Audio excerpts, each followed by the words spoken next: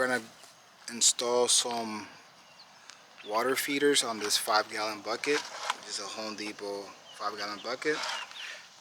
All you have to do is get a 3/8 drill bit right here, 3/8.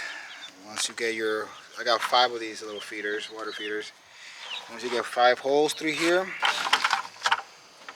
make sure that they're not too low to the bottom of the bucket. They have to sag a bit.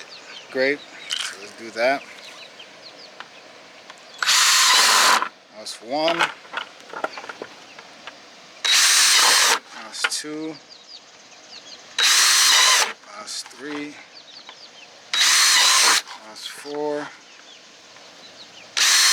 That's 5. Get your first little cup, put it in there.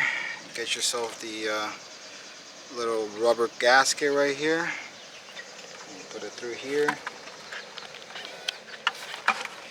And then get your nut. And then you thread it through.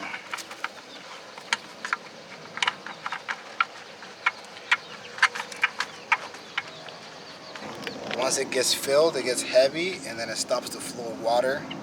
And then once it empties up, once it gets empty again, it refills itself again.